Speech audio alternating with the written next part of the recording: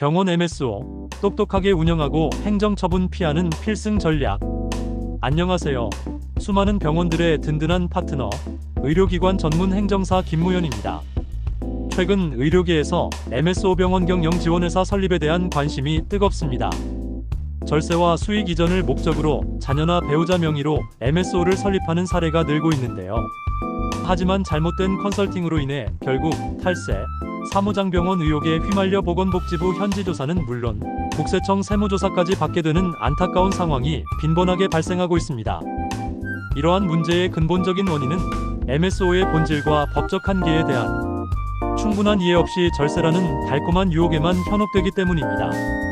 현명한 MSO 운영을 통해 합법적인 범위 내에서 병원 경영의 효율성을 높이고 동시에 행정기관의 관리 감독으로부터 자유로워질 수 있는 방법에 대해 오늘 심도 있게 이야기 나누어 보고자 합니다.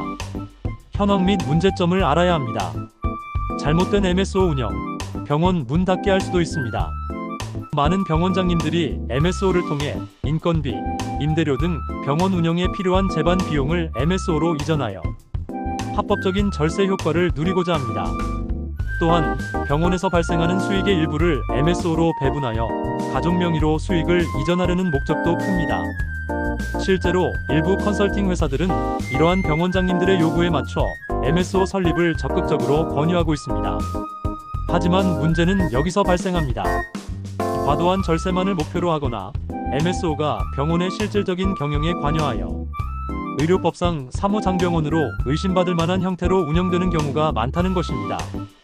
예를 들어 MSO가 병원의 인사, 노무, 회계 등 핵심적인 경영 활동을 직접 수행하거나 심지어 진료 행위에까지 영향을 미치는 경우도 있습니다. 이러한 잘못된 MSO 운영은 결국 보건복지부의 현지조사 대상이 됩니다. 현지조사 과정에서 MSO의 설립 목적과 운영 실태가 불투명하거나 병원과의 거래 내용이 비정상적으로 높게 책정되어 있다면 즉시 탈세 혐의와 함께 사무장병원으로 의심받게 됩니다. 보건복지부의 현지조사는 단순한 조사가 아닙니다. 이는 곧 국세청의 세무조사로 이어질 수 있는 시발점이 되며 최종적으로는 건강보험 급여 환수, 과징금 부과, 의료기관 업무 정지, 심지어 개설 허가 취소와 같은 치명적인 행정처분으로 이어질 수 있습니다. 실제로 최근 몇 년간 MSO를 불법적으로 운영하다 적발되어 수억 원의 과징금을 부과받고 업무정지 처분을 받은 병원 사례들이 속속들이 나타나고 있습니다. 심지어 병원 문을 닫아야 했던 안타까운 경우도 있습니다. 이는 단순히 병원의 재정적 손실을 넘어 의료인으로서의 명예, 실추와 환자들의 의료 서비스 접근성에도 악영향을 미치는 심각한 문제입니다. 현명하게 MSO를 운영하는 법을 알아야 합니다. 합법의 테두리 안에서 시너지를 창출하다. 그렇다면 어떻게 MSO를 현명하고 적법하게 운영할 수 있을까요? 핵심은 의료법과 세법의 테두리 안에서 MSO의 독립성을 유지하고 병원과의 거래를 투명하게 관리하는 것입니다. 1. MSO의 설립 목적과 사업 범위 명확화. 진정한 경영 지원 역할을 이해해야 합니다. MSO는 병원의 진료 행위에 직접적으로 관여해서는 안 됩니다. MSO는 의료법에서 규정하는 바와 같이 의료기관의 경영 효율화 및 개선을 위한 지원 업무에 집중해야 합니다.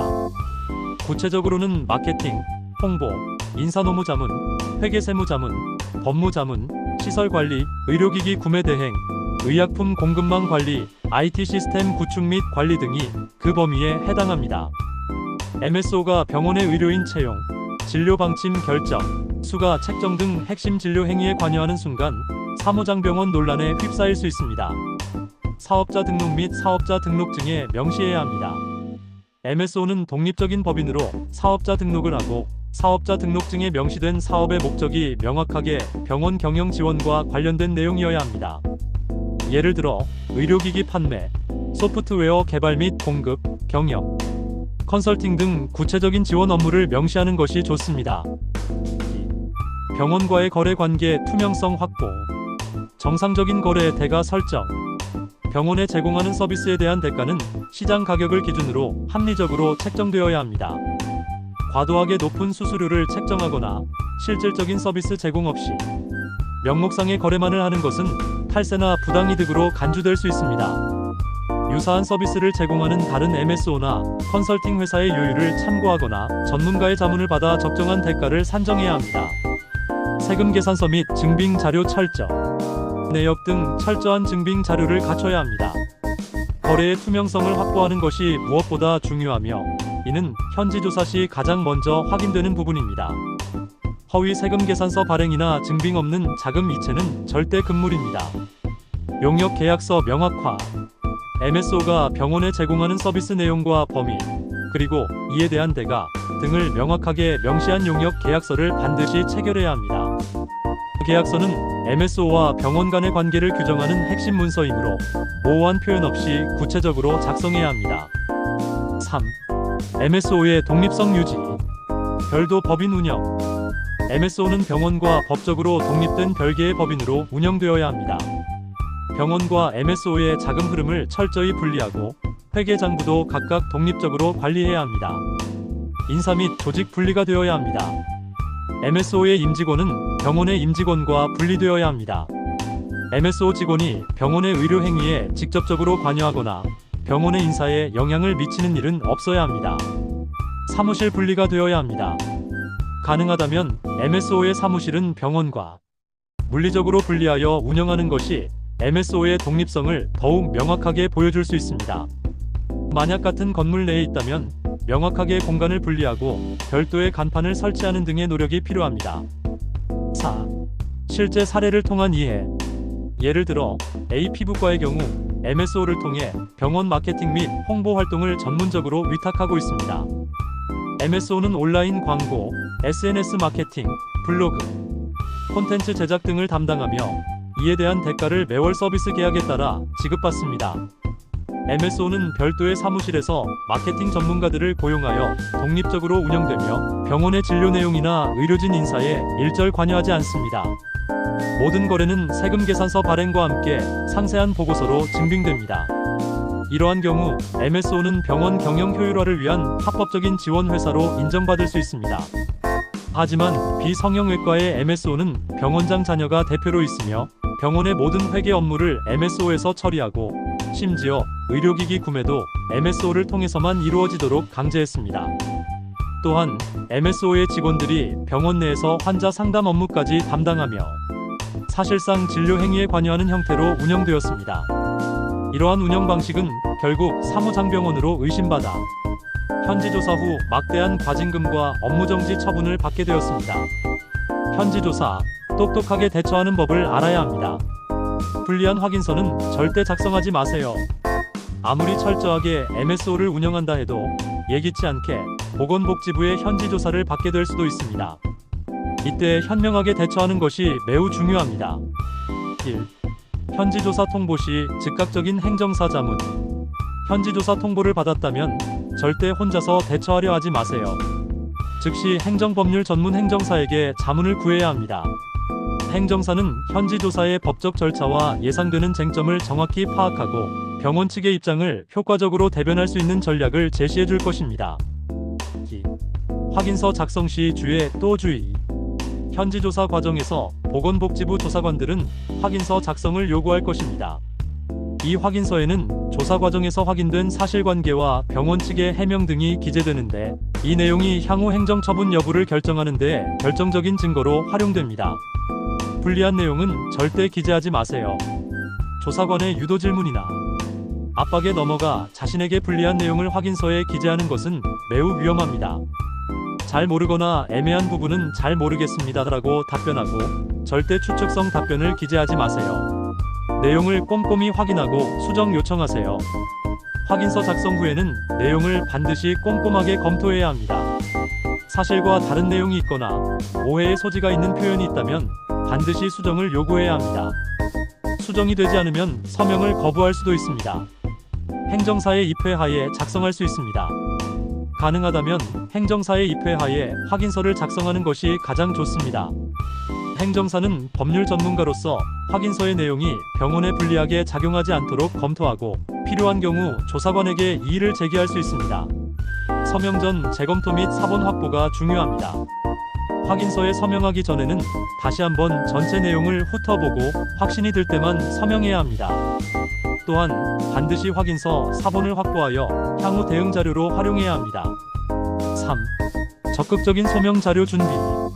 현지 조사 기간 동안 MSO와 병원 간의 모든 거래 내역, 계약서, 회계장부, 법인 등기부 등본 등 모든 관련 자료를 투명하게 공개하고 적극적으로 소명 자료를 준비해야 합니다. 불필요하게 숨기려 하거나 은폐하려는 시도는 오히려 의심을 증폭시킬 수 있습니다. 행정사와 함께 어떤 자료를 어떻게 제출할지 전략적으로 판단해야 합니다. 병원 행정의 든든한 파트너, 행정법률 전문 행정사를 지정하세요. 병원은 보건복지부, 국민건강보험공단, 건강보험심사평가원, 지자체 보건소 등 수많은 행정기관의 관리 감독을 받고 있습니다. 이러한 기관들은 의료법, 국민건강보험법 등 복잡한 법규를 근거로 상시적으로 병원의 운영을 점검하며 법규 위반 시 행정처분을 내릴 가능성이 항상 존재합니다. 아무리 훌륭한 경영 컨설팅을 받아 MSO 회사 설립, 사내근로복지기금, 벤처 인증 등 최적의 경영 시스템을 갖추었다 하더라도 결국 행정기관으로부터 행정처분을 받으면 병원의 모든 행정이 올스톱되어 무용지물이 됩니다.